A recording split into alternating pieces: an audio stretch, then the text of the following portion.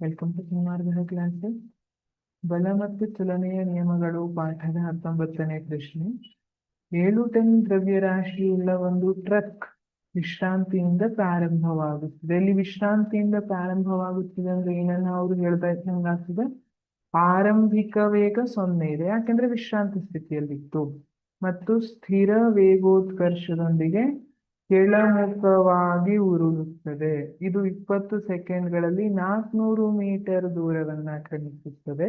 ಅದರ ವೇಗೋತ್ಕರ್ಷವನ್ನ ಕಂಡು ಹಿಡಿಯಿರಿ. ಸರಿ, ಹಾಗಿದ್ರೆ ಏನ್ ಕೊಟ್ಟಿದ್ದಾರೆ? 7 ಟನ್.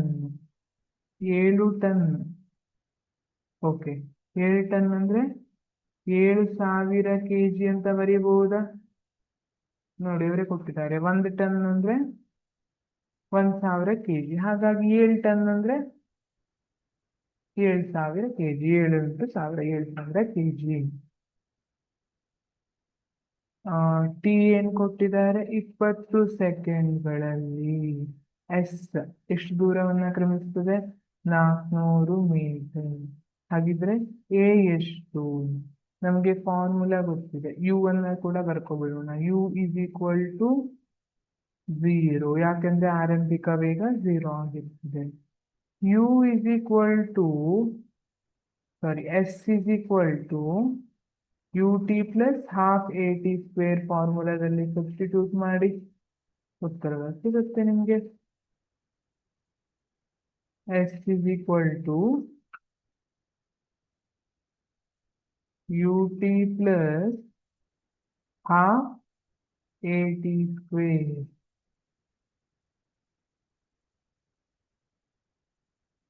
ಯು ಏನಿದೆ? 0 ಇದೆ, ಹಾಗಾಗಿ ಪೂರ್ತಿ ಟರ್ಮ್ ಏನಾಯ್ತು? 0 ಆಯ್ತು. ಹಾಫ್ ಎ ಗೊತ್ತಿಲ್ಲ, ಅದನ್ನ ಫೈಂಡ್ ಔಟ್ ಮಾಡ್ಲಿಕ್ಕೆ ಬಂದಿದ್ದೀವಿ. ಟಿ ಏನಿದೆ? 20 ಸೆಕೆಂಡ್ ಇದೆ, 20 ಸ್ಕ್ವೇರ್ ಆಯ್ತು. ಹಾಗಾಗಿ S is equal to 1/2 A into 20 400. ಸರಿ, 2 1 2, 2 2 4. ಇದು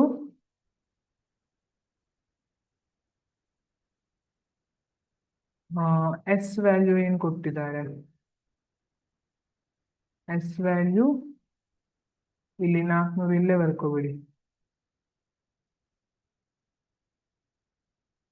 ಎಸ್ ವ್ಯಾಲ್ಯೂ 400 ಮೀಟರ್ ಇದೆ.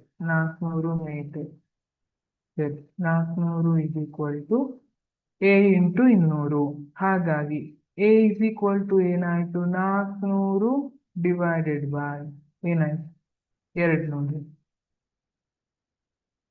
ಎಷ್ಟು ಬರುತ್ತೆ? 2 1 2, 2 2 4. 2 ಮೀಟರ್ ಪರ್ ಸೆಕೆಂಡ್ ಸ್ಕ್ವೇರ್. ಇದು ವೇಗೋತ್ಕರ್ಷವಾಗಿದೆ. ವೇಗೋತ್ಕರ್ಷವನ್ನು ನಮಗೆ ಫೈಂಡ್ ಔಟ್ ಮಾಡ್ಲಿಕ್ಕೆ ಹೇಳಿದ್ದಾರೆ. A is equal to 2 metre per second square. Thank you.